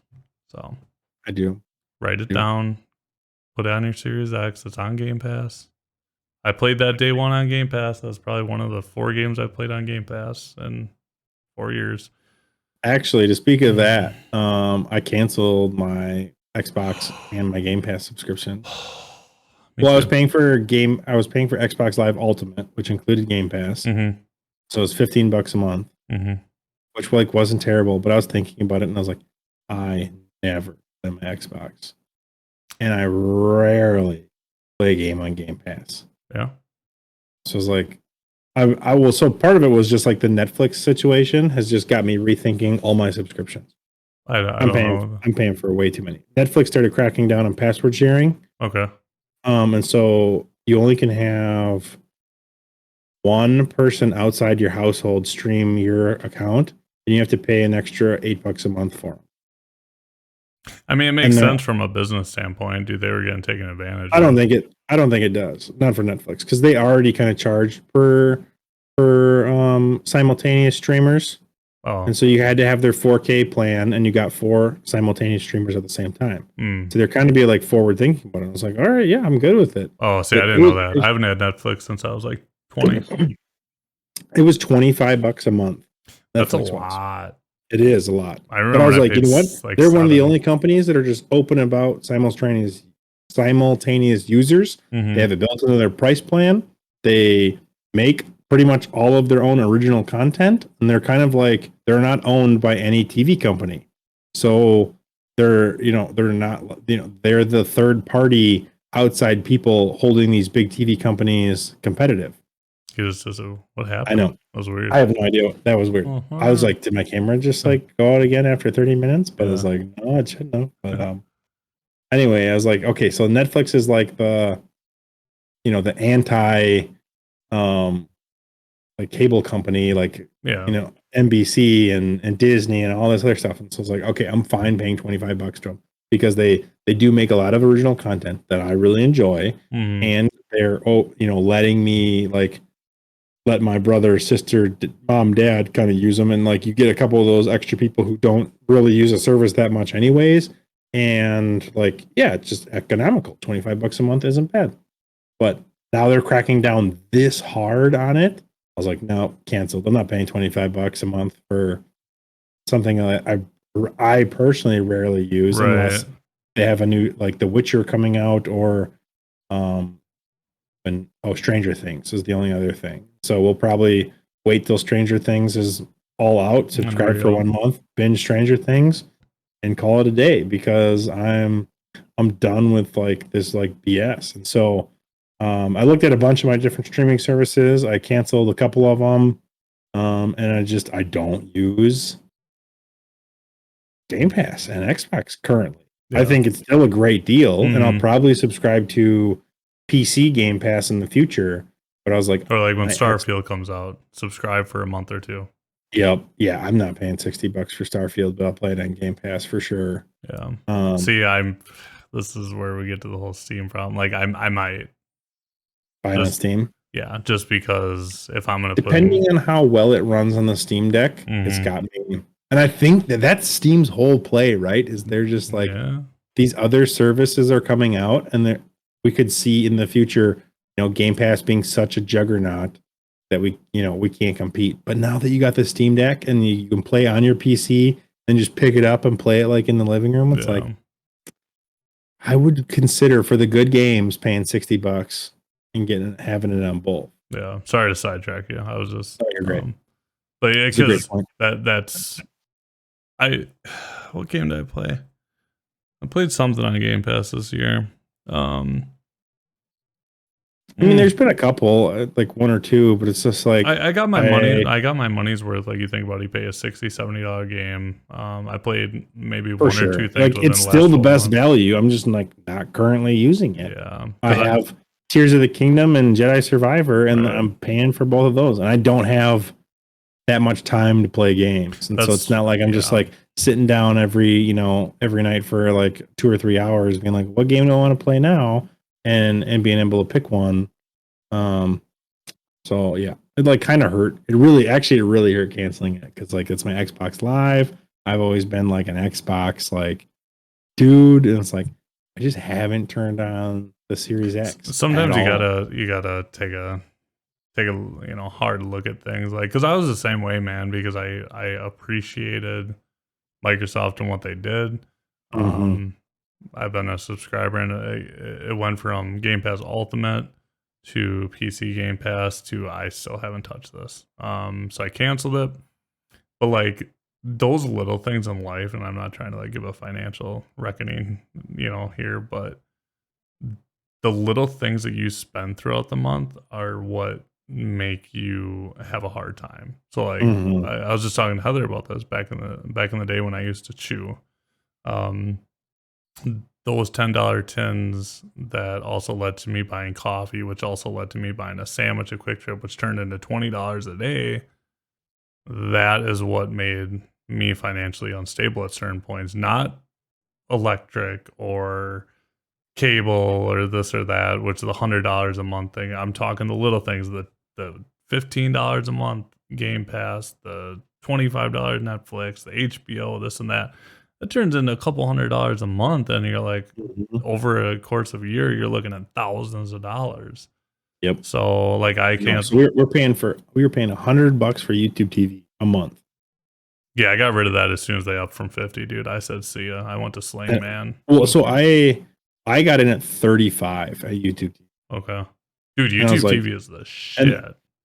It's amazing. It was. But we just don't use it very much. Yeah. And like if it was your sole streaming service, it's great because their unlimited DVR just lets you record TV series that are on TV. And whenever it's on, it will just record the entire series for you. Yeah. And so it's basically like having your own Netflix, but it has ads with it.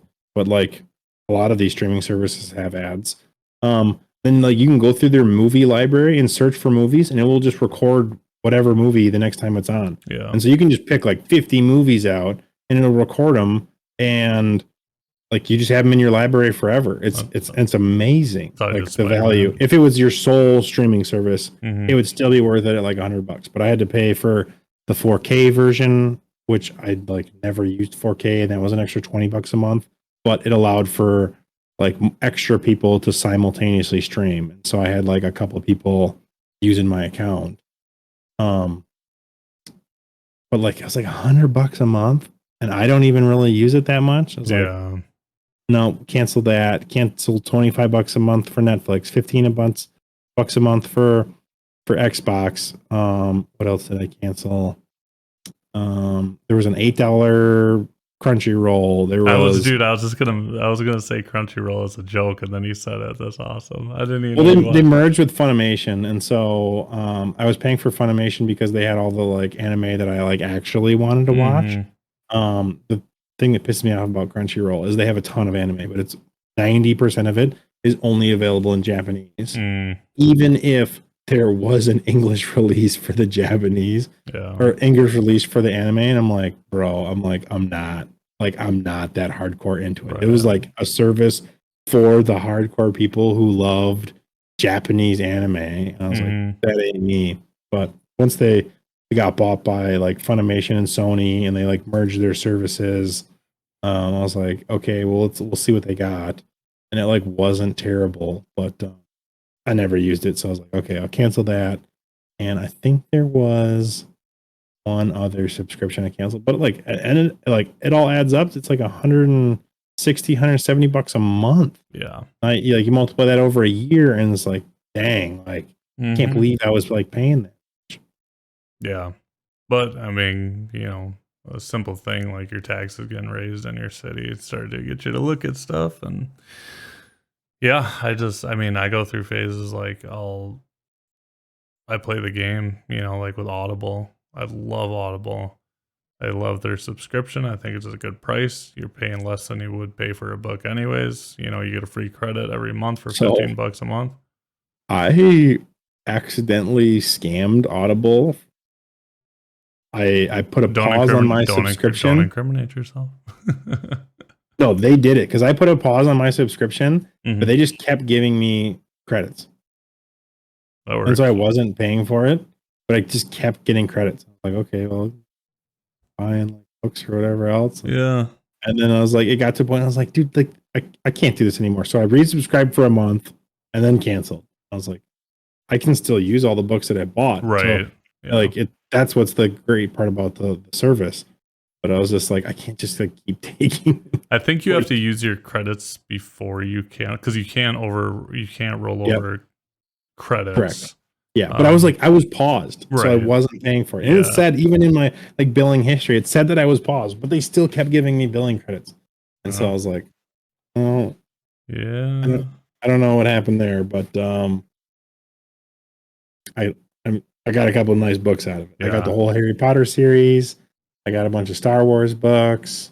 Um, I think I got a couple other ones too, but like, yeah, I mean, like, it's a great service. I just like hadn't used it in a while, and like, yeah, it's like $8 or $10 a month or whatever.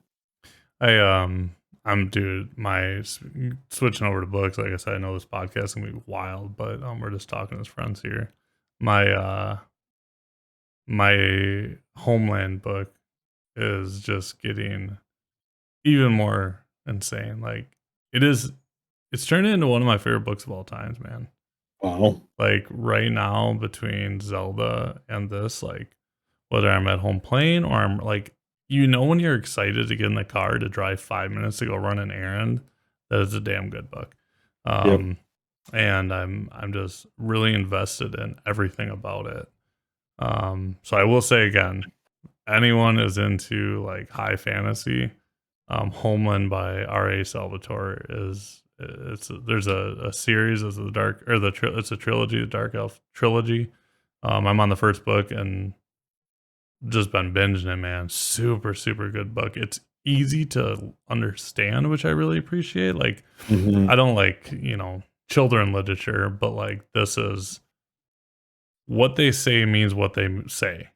Sometimes you like someone will like talk in like the last Earthsea series I read. For the most part, it was easy to understand, but sometimes it would just go on like 5 minute tangents. And you're like, what the fuck are you talking about? And then you're You have like, to like okay, stop and like reread it, and you're like, yeah, you're I'm like, still not like with yeah, it. it's like, do I even care about this mumbling that you're talking about? Because sometimes they'd like have witches like just like talk about like talking riddles. And it's like, okay, Hmm. is this important to the plot, or are you just like confirming that they're like not all there? And a lot Right. of the times it was just like they're not all there. But this book is very simple but very descriptive. It's easy to understand. It's easy to listen to. There's only been a few times where like I rewinded because I dazed out while I was driving and or like focused on something else.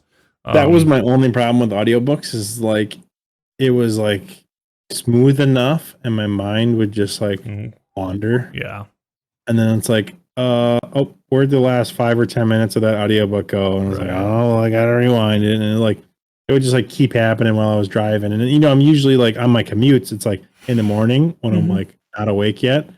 So it's like I'm tired and my mind would wander. Yeah, Or on the way home, and if it's been a long day, I'm like, yep, my mind would wander and I can't like stay focused on kind of what I'm listening to. yeah, And so that was the challenge with audiobooks. But otherwise, like, yeah, man, they're great. And I'm gonna start to have a commute again.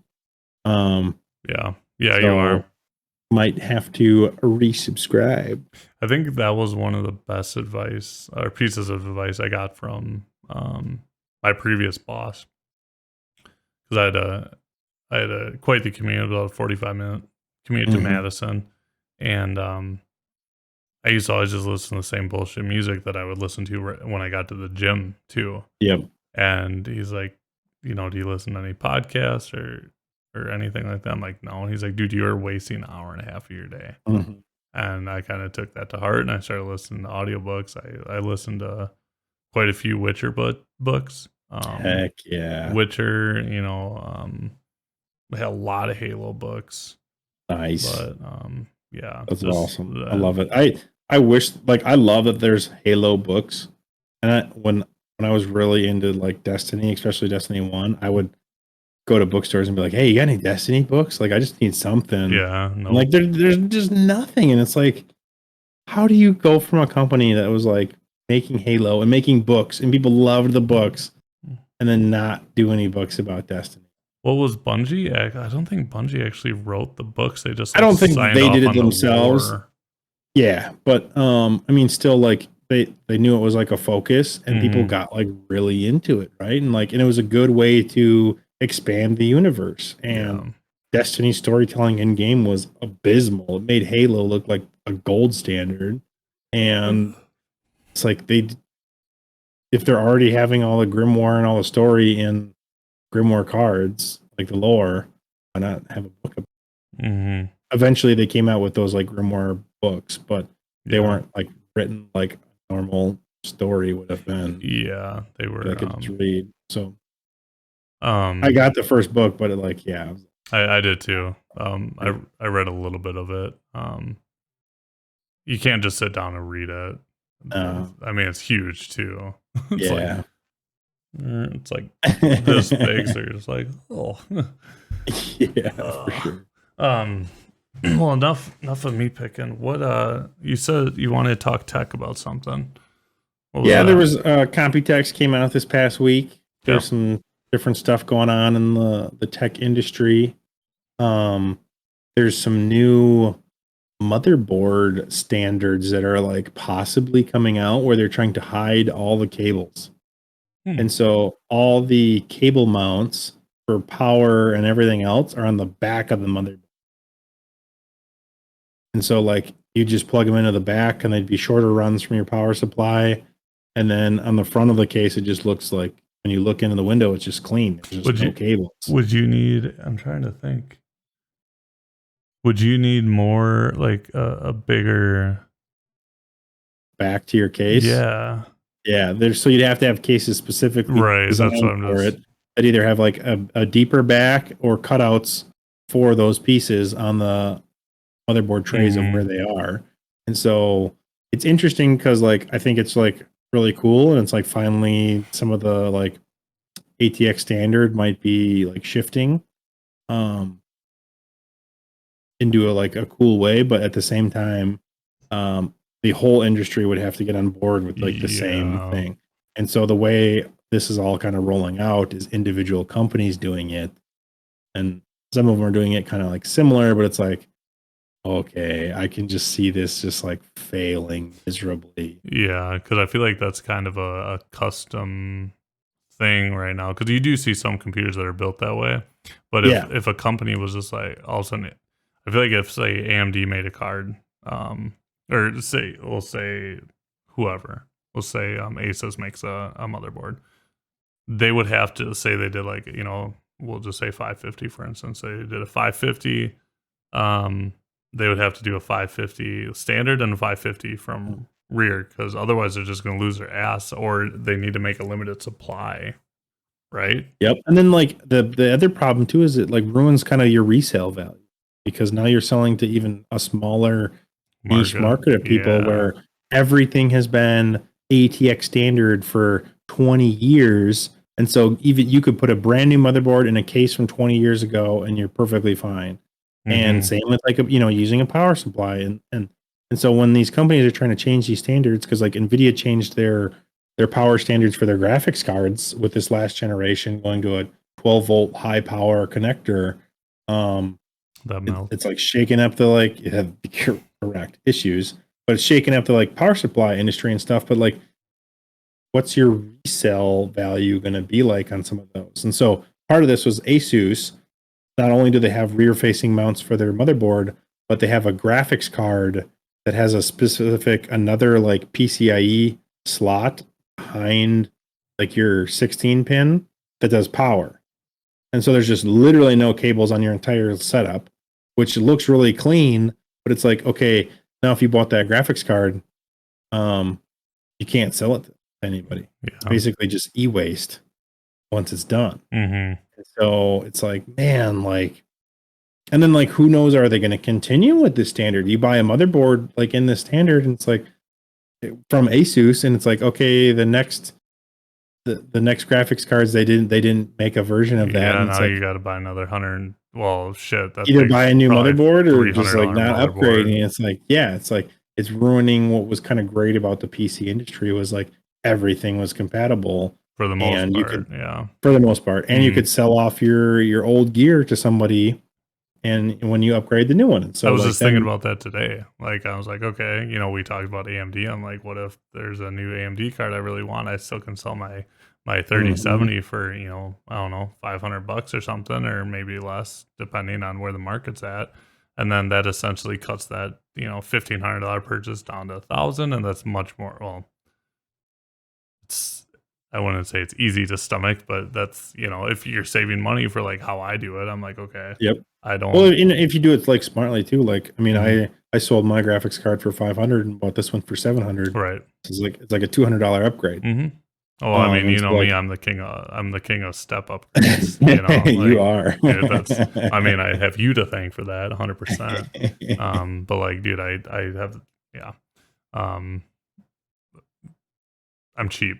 I'm not cheap. I wouldn't say I'm cheap because No, I buy you're not top cheap. stuff. I'm just, You're just doing it like smart, and you're like mhm, budget conscious. I was kind of like, I'm kind of the same way, but like I'm just purchasing in a tier above what mhm, the average person does. But yeah, I'm not spending $1,600 on a 4090.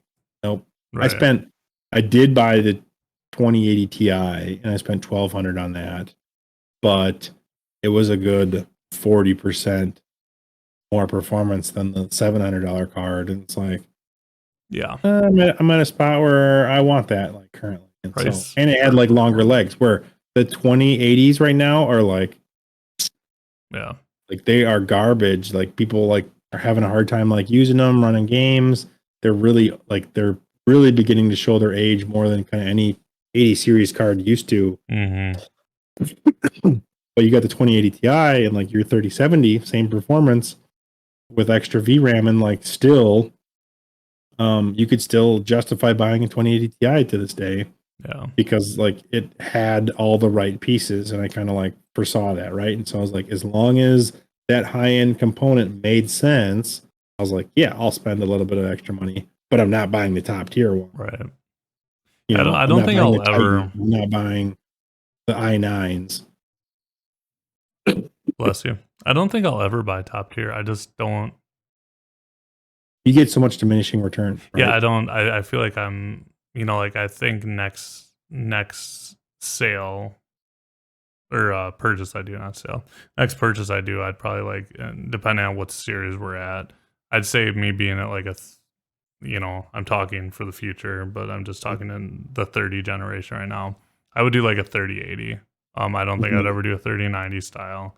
But the 3080 is like kind of that sweet spot for me, price wise and stuff too. So, Yeah, exactly. And the 80 series, for a lot of people, it was like that, right? It's mhm, like, okay, you got the 70 series, and then for like 100, $150 more, you got the 80 series.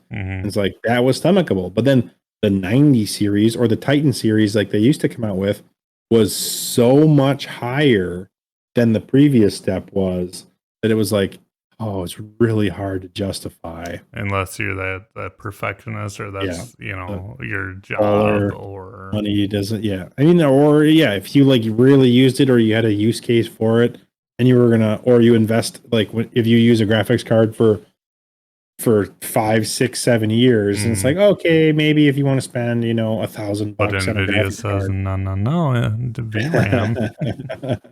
Yep, pretty much. I mean, like, yeah, so that's where like the 3090 had 24 gigs of VRAM, but Are you had those to gym badges pay. on your shirt? They are. Oh my god, that's awesome. But you had to pay like 1,500, $1,300 for it. And it's like, okay, if you really didn't want to upgrade for 5 or 6 years or something like that, yeah, maybe it's worth it. But otherwise it's like, yeah, there's like a definitely a price to performance. I have spoken. Sorry, we're just flaunting the shirts now. Yeah. So like, yeah, we're like, mine was, I got the 3080 12 gig, but if I wanted to go to the 3080 Ti it was another $500, and it was only like 10% more. It's like, no way Not in worth heck that. am I 3080 Ti for $500. And honestly, I'm still pretty happy with my purchase because it's basically more powerful than the 4070 for $100. I paid $100 more than what the 4070 is. Mm-hmm. Bless you.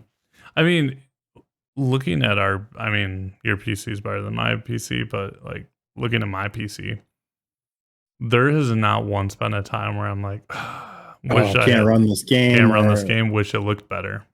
I've yep. never ran into that.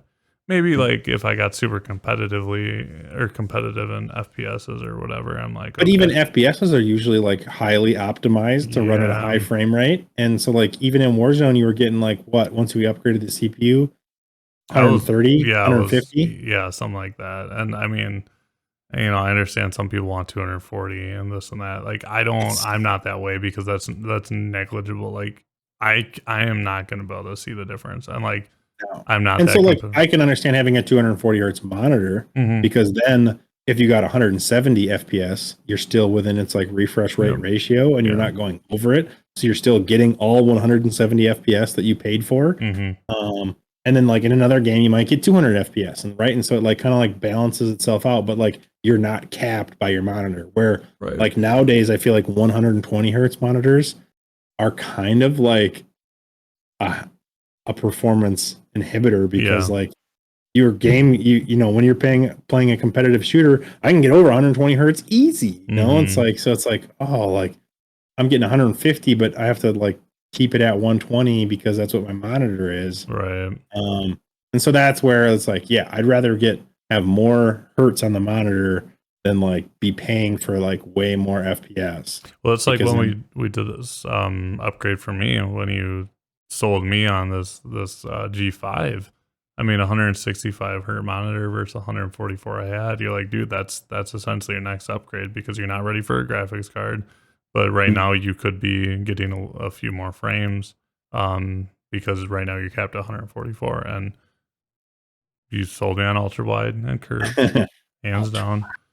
Um, but yeah, it's I don't know. Yeah, it was an upgrade in every way. It was a resolution upgrade. It Mhm. was a ultra wide upgrade versus standard, and you got more hertz out of it too. And so your games could look smoother, and you could run them, more of your games uncapped without having to like worry about like that 144 FPS limit. And so Right. yeah, it just like makes sense. Yeah, so now I got two K. Well, and that's the thing too. I will never run a 4K and a 2K ever again. Like Windows just ruined that for me. But now I'm I 2K on know. both I monitors. I can't understand how Windows, being a software company for years, can't just like have it scale appropriately with like either your mouse, your Windows, Hmm. everything else. It's like it just does not like mixed resolutions for whatever reason, to the point where like I have my two mixed resolution monitors. I set it to only use one at a time. Mm. So there's a sweet shortcut you can use, Windows P, and it'll give you your list of like duplicate, extend, use this monitor only or this monitor only really Hmm. quickly from the desktop. And so I just like swap back and forth between my whatever game I'm playing. It suits like either the ultra wide or the 4K monitor. Um, I'll switch back and forth with based on the game. And Yeah. so like I only use the one. I just because Windows is so bad Well, every time with I turn on my computer, dude, it like flicker for 5 seconds because it didn't know what to do. I thought there was a uh-huh. problem with my graphics card when I plugged that Dell in. Mhm. But yeah, I think I'm gonna take that Asus to work because the Dell I have at work just kills my eyes, man. Dude, I'll come home with a headache, and like that Yep, Asus I have is still so beautiful. But it is. Yeah, um, I've been thinking about taking a couple of my extra ones to work. Well, now that I'm like downsizing, it's like, well, I either sell might them as well. or I take them to work. Yeah, I don't think anyone would want to buy like my. Oh, maybe they would, but I'd rather take it to work because I don't think I'd get that much money for you know. Yeah, it's like, yeah, I that's still the got that thing. Vizio from back in the day, brother. Heck yes, I don't. dude. It's just My dad's still rocking it. I don't know what to do with that, but I don't want to get rid of it. That dude, I know. talk it like it's weird having nostalgia for a pizza tech. Like I That was do. it. That was it. Yeah, It was 1200p cheap. baby. It was higher than 1080p quality. It Mm-hmm. was, Touchscreen. glossy finished. Looks. Oh man, it was Well, I beautiful. used to show my friends. They'd come over and I'd be like, "Look at this shit," and I'd touch the screen and be like, "Oh my god!" Yeah, and that was the first. That was the first TV I ever played on HDMI. Because before I was back with what do they call the AV cords? Um, the So composite connectors. yeah. But anything else come out of that conference or not conference, There but wasn't a whole lot. There was like a few cool things, but they were like kind of niche. Some new cases, some new fan designs, um, a couple new like CPU cooler models that are supposed to be cheaper and more efficient. Like that was pretty much it. So there was like some cool stuff. Some of it was interesting enough to like warrant like a huge discussion. yeah. Not particularly. There was some cool stuff like I don't know if you've heard of the company Framework, but they're a laptop manufacturer that is all about like repairability and reusability. And so they just like sell every component on the laptop individually.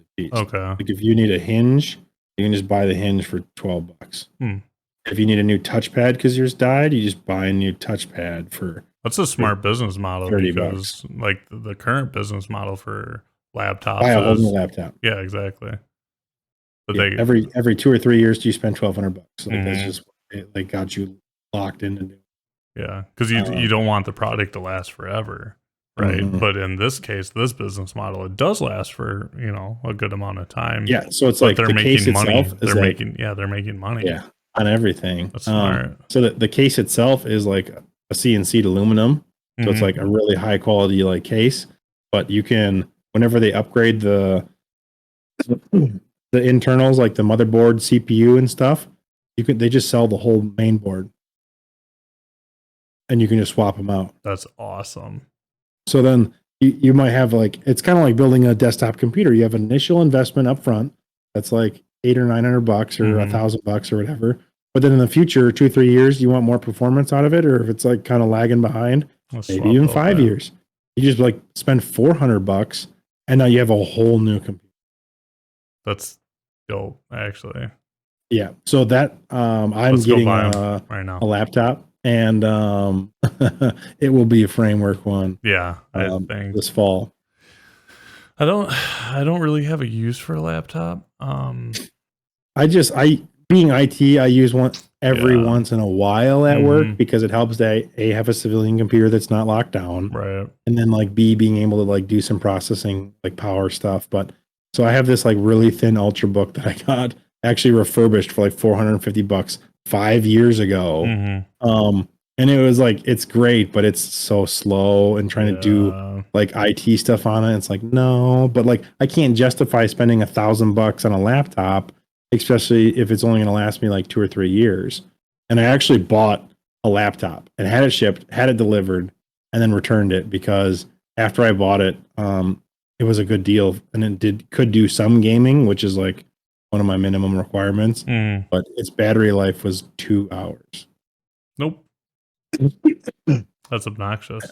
Yeah, and it's like, okay, well, it's basically a portable desktop at that point. Like you're always having to be plugged in. Yeah, that's stupid. And Just even take with a like, and just that take was your with mini computer. they said you could get 2.5 with shutting all the like performance or like minimizing all the performance features to like maximize battery life, Mhm. doing everything, brightness, CPU power, all of it, and it was 2.5 hours. So I was like, you got effing kidding me? Like Yeah. that's bogus. Yeah, I bought a laptop years ago and I used it for less than a year because dude it by the I mean it was a cheaper one. I think I only spent 300-400 bucks on it. Oh, it was when I moved up north. Oh I had yeah. bought it and then I took my gaming rig and then had to use a laptop. But I was like, you're working on this thing? Like it was so bad. I felt bad actually. Um, but yeah, I've never really wanted to get a laptop. But if this is a situation, dude, like You can do a lot of cool things with an upgrade like Yeah. that. So they have a 13-inch, which doesn't really have a graphics card portion to it, but AMD's new stuff can play games. Hmm. So they're I don't know if you've heard. Did we talk about the Asus ROG Ally, the Steam Deck competitor last time? So basically, the chip that's in there is one of the new laptop chips. And so you could do some like Steam Deck size gaming on this laptop. I've heard a lot of good things about that chip too. Like people are saying it's much more powerful than the Steam Deck. So yeah, well, so its CPU side is way more powerful, and its GPU side is like supposed to be more powerful. Yeah. But Steam has optimized the Steam Deck so well. That's where a lot of people aren't talking about that. That it at certain like power wattages to extend battery life, the new stuff isn't that much better. But the Steam went to AMD and they had it's a semi-custom design. So they're like, hey, we want to take one of your designs and we want to alter it. Where the ROG Ally is literally just taking AMD's off-the-shelf components, putting it in there. It's a laptop chip, like mass market stuff. It's not specifically designed to be like in a handheld gaming like situation to run at these wattages, performance values, and stuff like that. It just already kind of did a pretty darn good job at that. I think that's where like I've been watching a lot of these YouTube videos where like, oh, the ROG Ally is so much better and blah blah blah, and it's like, okay, maybe, but then like I think about me hitting the power button and launching my Steam library, the ease of use, and hey, I'm gonna bump it down to 40 FPS. Like, dude, the software side, I played 4 to 5 hours on like just because of dropping that and like having this extremely long battery life. People don't talk about that because obviously negativity versus positivity on YouTube is like a thing. It's like, oh, next Steam Deck killer, next Destiny killer, next this, next that. It's like there's been a few YouTubers that kind of talked about it, and usually it's like in a follow-up video because like the first video is like sponsored and is like all hype based, right? Yeah. And so this the ROG Ally is only designed to kind of operate. It can go higher wattage than the Steam Deck, but it can't go as low. Like Steam designed their chip to run at like 3 watts of power. So it goes from like 3 to 15 watts of power. And so like when you minimize like all that stuff, it still runs games pretty darn well. And that's where the ROG Ally can't compete, is at low wattages, which that's where you're going to get all your battery life. Right. So depending on the game, like it's not good. The Steam Deck still wins out in a lot of like situations, but in any of the CPU constrained situations, as the Steam Deck was having problems, the ROG Ally pretty much like crushes it because its CPU side is so much more powerful. I mean, I know there's a lot of people who like that's all they play is handheld and they tinker a lot. I've yet to run into an issue on my Steam Deck of like any performance issues, nothing. I don't know if you have. You've tinkered a lot more. But like nothing that like you can't overcome by like setting it to 30 FPS. Right. I mean, like I try and tinker to get it to 40 FPS and dropping the hertz to 40 to maximize battery life and my and like smoothness. And so I've noticed it in a few games with that, but then the solution is pretty much to drop it to 30 and it's good. I mean, dude, you know, the thing with that is people find a bitch for everything, but like, dude, you're having AAA games come out capped at 30 FPS. So it's like, dude, it's a fucking it's a handheld, man. And people are getting so like nitpicky about this shit. It's like, okay, look at like the Switch versus the Steam Deck versus like a 3DS. Like you're really complaining. Like, but I mean, I get it. It is a lot of money and people need to nitpick. That's the whole point of like tech talk and this and that. But like, I don't know, man. I wish I had a use to play my Steam Deck more because I do truly love the shit out of it, especially with that fine ass D brand hard skin on it. I still haven't showed you it, man. No, you haven't. Next time you still need to pick up your amiibo. Or I need to bring it over. We need to set a date because I got that. I think we should do one last together podcast here at the house. So I'll be down, man. I can bring that amiibo. I can bring my Steam Deck to show you. And heck yeah. Dude, they made a wrap for the kill switch. Saw that.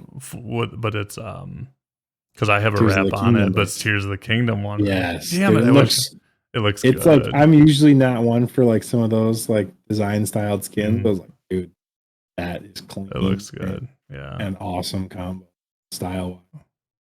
I do love mine already, but man, when I saw that, I'm like, oh, yeah, because honestly, like the we already talked about the Tears of the Kingdom Switch, the OLED. Like, if I wanted to get an OLED, I don't play it handheld enough to want an OLED. I really don't. Sure. But if I was gonna get it, I'd obviously get that. But like, D-Brand did make a better version, which is funny because they're talking mad shit about making a better left Joy-Con. It's hilarious.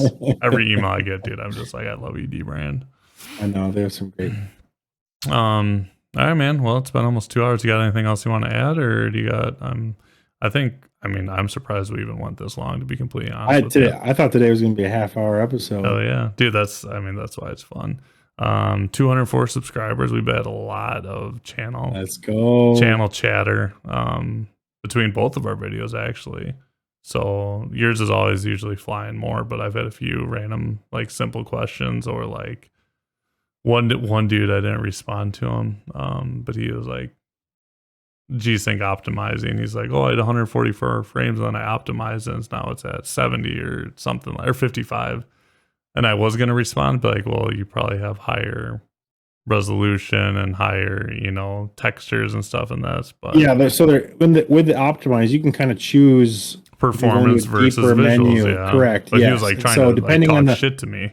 I'm like, dude, okay, whatever. Yeah, like NVIDIA, like they kind of pick where if it's a more of a single player game, they're going to optimize all your settings for like 70 FPS, 80 FPS target versus like if it's a competitive game, they usually like optimize it for like higher stuff. So. Yeah. And there's a slider, performance versus visual. Yeah, correct. So you have to go in and adjust the slider. And it's not the end all be all, but it's easy and it's quick. Mm-hmm. Yeah. And it can save your butt sometimes if you punch in the wrong settings for a game and it doesn't load or doesn't load properly, and you can go back and use that to like reset it. So and there's a revert button too. So I don't know. I'm a huge fan of it because then I set my ground foundation and then I adjust.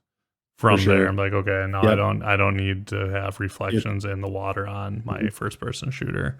It's really good for that. But yeah, it was just a funny comment that I didn't respond to. But yeah, there's been a couple. You get like the internet comments, but most of the people have been like pretty positive or asking us like legit questions that are like serious about it. And so it's been great to hear on a lot of our stuff. If you've made it this far in the video, comment with your tech questions on here, and we'll either answer them in the comments or in our next video. Oh yeah! So you can get some free tech advice. That's right. I was thinking Drolly should start a tech advice business, like I've been telling him for years, or PC building, or even a Reddit page. That might be a good one. YouTube and Reddit. Yeah.